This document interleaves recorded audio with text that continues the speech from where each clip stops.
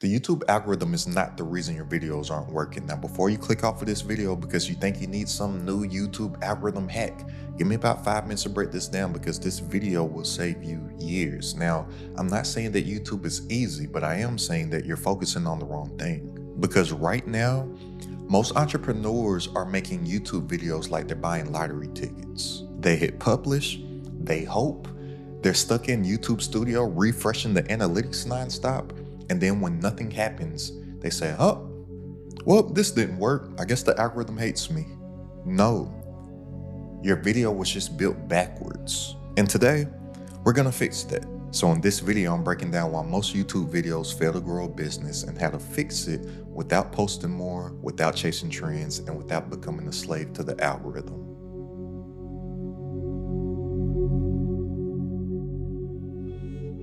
Look, here's the lie that everyone believes. YouTube's in control. And that lie is comforting because if YouTube's in control and if YouTube just randomly picks who gets seen, then your results aren't your fault. But the truth is a little bit more uncomfortable than that because you have way more control than you think you do. Most people think that their business's success on YouTube starts when they press record, but by that point, you're already too late. That's like trying to build a house and starting at the roof. Like, it ain't gonna work. Everyone's obsessed with posting consistently and editing hacks and B-roll and retention hacks when that stuff doesn't matter. And it doesn't matter because your foundation is trash. And if your foundation is trash, it doesn't matter what you try to build on top of it. It's all just gonna fall. It's all just gonna crumble and nothing's gonna work. So look, I want you to picture a house. And when most people are building, this is a terribly, terribly, beautifully drawn house at the same time. But when people are building on YouTube, and if you're viewing your YouTube as this house, they're thinking that they're building a solid channel for their business to lead traffic to their offers, to their digital products, to their communities and whatnot. And they think that they're building this asset of YouTube brick by brick. But they're not, because they're forgetting the foundation, period. And the YouTube videos are not the foundation that they think that it is. They're the bricks. But what is the foundation? The foundation is the thing that keeps everything solid. The foundation is the thing to where you can actually build that successful channel, to where you can actually build that digital asset to lead traffic to your digital products. And this foundation consists of 4 things. So for one, it's going to be the goal of your video. For 2, it's going to be the idea. For 3, it's going to be the packaging. And then 4 is going to be the plan of the video. These 4 things right here are going to be the foundation to any YouTube video. It doesn't matter what the content is of your video. It doesn't matter what it is that you talk about. It doesn't matter about all the editing hacks or the B-roll, whatever. It doesn't matter how good your storytelling is. It doesn't matter how captivating of a communicator that you are. If you don't have these 4 things in mind on each video before you upload them to have a solid foundation, then your channel is never going to work to actually drive that right traffic to your actual business. If you skip these, then you're just posting content, you're just gonna be crossing your fingers and you're gonna be hoping that something sticks. That's not a strategy, that's gambling. And the worst thing that could possibly happen to you, just like people that gamble, playing luck of the draw, is that if you do find something that works, you won't know how to replicate it and you're just gonna be guessing. That's why most of the lottery winners go broke. They have no clue what they're doing with the money. You're not gonna have any clue on what you're doing with using YouTube as a marketing channel. So check this.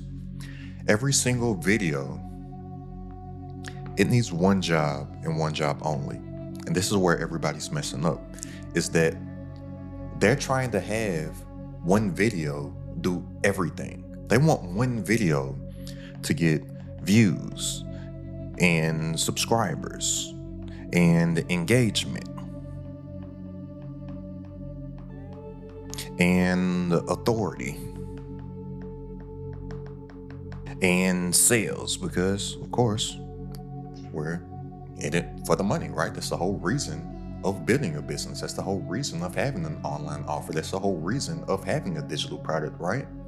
But typically the video ends up doing nothing. And then people say, oh, YouTube doesn't work, YouTube's hard, blah, blah, blah, blah, blah. But remember, each video should only do one job. And there's 3 jobs that a video should be doing. But a video cannot do all 3 of them at once. So for one job is going to be views, right? Now, when I say views, I'm not talking about just going and making something that you hope will go viral just so you can get as many views as possible. No, that's what content creators are focused on. We're focused on being contentpreneurs. So we only want to get the right views of people that will be primary candidates for our offers. If I have a digital product for new mothers to lose baby fat within the next 90 days, then why do I want to have a gym bro watching that video, right? Like, those views aren't equal. So with here, yeah, you do want some reach. You do want to be discovered, right? You want to have some of that discoverability. So you want to become discovered. Now, typically, in order to get the right views and in order to get the right reach and in order to get discovered by the right people, there'll usually be something that is trend-based or curiosity-based. So I'm just going to put trend plus curiosity. Now, the second goal of a video is going to be to get leads. So if we're getting discovered in job 1, the second job is to convert those views into leads. You want people to click those links, whether it be to build your email list or whether that be you giving out some type of tool or resource, right? Which in exchange, they will have to give you their email address in order to get access to the free tool or resource that you're giving out. And then the third job is going to be sales. All right, so this is where you're solving a specific problem that your buyer already knows that they have. Keyword on a specific problem. There's so many people that struggle with specificity, right? So many people are entirely too broad when they need to go deep. That's what she said. But a specific problem. And emphasis on specific, because people are only going to buy a digital product that solves a specific problem for them. So going back to a little earlier on this video, I had used an example of if I had an offer for new moms to lose that baby weight in the next 90 days, right? See, that's specific. Whereas most people that have some type of weight loss offer, they'll just say something like lose weight or get in shape. But so many people want to lose weight or so many people want to get in shape for various reasons, right? This person of the example that I used, they may be a new mother and want to lose that baby fat. Somebody else might be a high performing athlete. Somebody else might want to get involved in a bodybuilding competition. Somebody else might just be out here doing all kinds of crazy stuff that they see all these content creators doing and injecting themselves with all type of different type of drugs and whatnot. Somebody else might want to lose weight and they might want to just go get plastic surgery and do lipo and a bunch of stuff, right? Like, you would have to be specific on the problem that you're solving. Therefore, you can communicate that and market that to a specific person with that specific problem so they can know that it's for them. And whatever your goal is, whether it be to get views for discoverability, to get some leads, or to get some sales, your video was built around what your goal is, not just some random video. If you don't decide the goal first, then your video becomes confused, and confused videos do not convert. Now, even though I say this, I'm not saying that it is impossible to have one video do all 3 of these jobs. Yes, it is very possible, but for most people out there, it's not possible, and most people lack focus. And focus is an acronym. FOCUS stands for follow one course until successful. So many people out there aren't able to focus on one. So once you are able to repeatedly create a video that successfully does its one job, then you may be able to experiment with seeing if you can get one video to do multiple jobs. But for the far more oftentimes than not, each video needs to have one single purpose, and that is it. And you need to know what that video's purpose is before you ever get in front of the camera and hit record. And that's why good ideas fail. Look, nobody really has bad ideas. They have bad positioning. So a framework that you can use in all of your videos, once you know what the primary objective of the video is to make epic expert content. So when you're making epic expert content, the E stands for entertaining. Right now, I'm not saying that you have to be out here being some goofball, some clown and shucking and jiving on camera just to entertain people. Remember, you're thinking business first. You're not thinking content creator. You're thinking contentpreneur. You're using this content to drive traffic to your business. But at the same time, if someone is not at least a little bit entertained, they'll most likely click off of the video unless they're just watching a strict step-by-step tutorial of something, right? Now, this is why you need to know who it is that you're making this content for, because if you understand your target customer and your target audience, or what I like to call your avatar, then you are going to know what is entertaining to them, right? So if I just use myself as an example, I know that I don't have to do all the bells and whistles of the content creator hamster wheel of entertainment and looking like some jackass all over the internet. Because if somebody is watching my content, they're actually locked in and they're wanting to learn how to increase their income, impact, and influence online. I might be able to sprinkle a little joke in there. I might be able to use a cultural reference or something.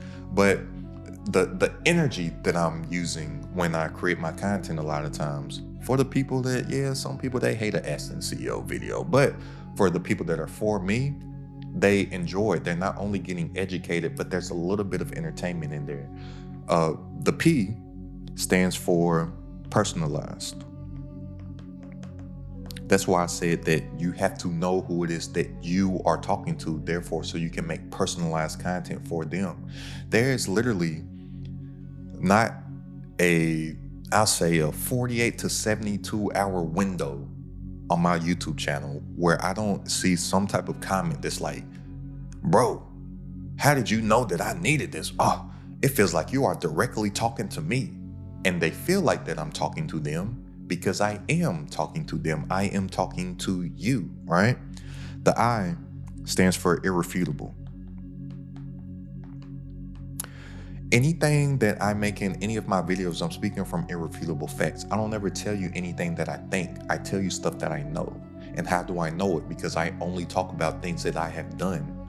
Or if I'm not talking about something that I've done, I'm talking about something that I've helped someone else do within my community that is credited at the top community. And the C stands for clear. Clarity beats cleverness 100% of the time. A lot of times people, they're trying to be entirely too cute and entirely too clever, entirely too witty, that people can't even understand what it is that they really do. So I'm not saying to dumb yourself down, but I am saying to meet your audience where they're at. So if I'm making a business video, I don't need to say words that sound fancy in the business world like EBITDA, which stands for earnings before interest tax. I'm not even going to break down what EBITDA stands for, but I don't need to try to sound businessy when I can just say profit. Like, for whatever your niche is, I would highly advise against using a whole bunch of industry jargon all the time. And a lot of times people online, they're trying to come across as smart and the expert, but they don't realize a lot of times that the people that are watching their content, either for one, may not understand that stuff, or for two, you might overwhelm or intimidate somebody. So the filter that you need to run every idea through is this. Number one, ask yourself, will your audience understand it? Secondly, ask yourself, will they understand why it matters? And third, do they believe that it solves their problem? If not, scrap the idea. That's the epic side of things. Now, the expert side of things. The E stands for educate.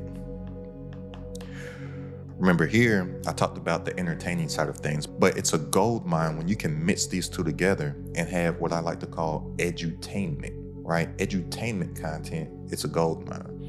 Now, the X stands for experience. So these kind of go hand in hand here. I can speak from irrefutable facts because I'm only talking about things from my experience. I'm not telling you anything from theory. I'm not telling you what I think. I'm telling you what I know. That's why if somebody leaves something in the comments like, oh no, he doesn't know what he's talking about. Oh no, that's not right. How you telling me what's right when I'm only telling you what I did? It's like trying to tell me that I'm not handsome. I mean, like come on, fool. Like, nah, come on, man. Like, we can all see it, right? But the P in expert stands for problem solving. So remember, we're entrepreneurs. We're in the problem solving business, period. And in all my videos, I'm solving a particular problem that I know my audience is dealing with, right? Now, the E stands for execute. So if I know that I'm focusing on problem solving in every video, well, I'm giving my audience something that they can immediately execute on right now. And the R stands for relevant to pain. Keyword, this pain right here. Pain is the number one moving motivator that makes majority of people take action or make a change in their life, right? And pain typically comes from some type of problem. So if you know who it is that you're focused on, you're making this personalized content, then you should be able to tap into certain pain points that they're going through. And then the T stands for take action. You never want to miss out on an opportunity where you can have some type of CTA or call to action to tell somebody to do the next necessary action or to take the next logical next step. So when you're online and you're creating content, you cannot give people credit for being smart or knowing where to go. I'm not saying that you're going to be out here talking to a whole bunch of dummies, but you have to tell people where to go. So if you have a video to where you are giving away some type of freebie to build your email list, tell them where to go to find the freebie. If you're making a direct call to action to an offer, tell them where to go to get the offer. If you're simply just giving a call to action to watch a video on your end screen at the end of the video to where they can stay in a loop and stay watching video after video, tell them where to go to watch the video. If you have someone's attention and you're thinking of building a business, you do not want to miss the opportunity on giving them some type of call to take action. But here, with this epic expert content, this is how you stop sounding smart and start sounding useful. Now, while you're making this content, just know that failure on YouTube, it comes down to two things and two things only. So one, it's your packaging, right? So if you're not succeeding on YouTube, the first thing that you need to focus on is your packaging. Because if you're finding a hard time, it's because your packaging is not evoking any curiosity. Did I spell this right? Curiosity. Sometimes it's hard to walk and chew bubblegum at the same time, right? But if you're not finding the success that you want on the platform, number one thing outside of whatever you're saying in the video is the packaging. And your packaging is going to be your title and your thumbnail, because it doesn't matter how great your video is if nobody clicks on it. And then secondly comes the content. And here it comes down to a clarity issue. So for one, your packaging earns the click, and then the content should clarify the click. Remember, clarity beats cleverness every time. But these two things right here, that's it. Not shadow bans and not the algorithm plotting against you. In fact, it's actually in the algorithm's benefit to put your stuff in front of people, because that's the only way that YouTube gets paid. It's a bad business model for YouTube if YouTube was not trying to show people videos. The problem where most people are messing up is that they're not making the videos to whereas YouTube either knows who to put it in front of because they're not making personalized content, or YouTube is placing it in front of those people and their packaging sucks, so people aren't clicking on it, and everybody on YouTube has the same exact opportunity. I guarantee you, if you refresh your home screen, you'll see some small creator occupying the same real estate and having the same opportunity as somebody who has a huge audience. YouTube is giving everybody equal opportunity. It's no longer based off of audience size and subscriber count and whatnot. It's based off of interest. So all that you have to do is make the things that your customer and your target audience is interested in. And if you package it the right way, they will click it. And for people that try to tell me that I'm wrong, I'm like, okay, well, go to your YouTube studio and check your impressions. I'm like, are you getting any impressions? They say, yeah. I said, well, then YouTube's working, because it all comes down to the impressions. If you didn't know, an impression is simply just an eyeball, not a view, but an eyeball. So the amount of people that click from the impressions, that's your click-through rate. So if you have a click-through rate of, I'll say 6%, that's saying that YouTube just showed this to 100 people, 6% clicked it. That's why you only have 6 views, right? And then once somebody clicks it, then it goes off of watch time or average view duration.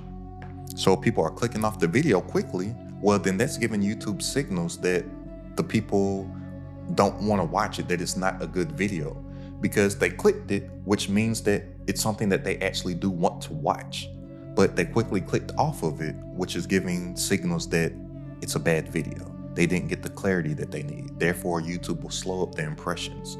But YouTube is constantly looking for the audience to place your videos in front of. All that you have to do is focus on packaging for curiosity for your target audience first, and then delivering clarity within the content. It's impossible for it not to work if you do it the right way. And just know that a video could be dead in YouTube Studio. Like, it could not be getting the vanity metrics of views. It may be a 10 out of 10 in your YouTube Studio. But that's not what we're measuring success here off of. Remember, we're not thinking content creator, we're thinking contentpreneur. Views don't pay the bills. Clicks do, leads do, and sales do. And I'm telling you, a lot of the people that have these micro niche YouTube channels, they are making big money. But from the outside looking in, if you don't know the business behind it, it looks like, oh, they don't get any views, but they're making a couple $100,000 per month with only 50,000 subscribers, which 50,000 subscribers, it might sound like a lot, but in the scheme of YouTube, that's a small YouTube channel. And I had this one guy in mind that lives up in Vancouver, Canada, I'm thinking of right now. He's a big inspiration for what I'm doing right now. When I first came across this gentleman about 2 years ago, he only had about 5,000 or 6,000 subscribers, had a $30,000 per month business.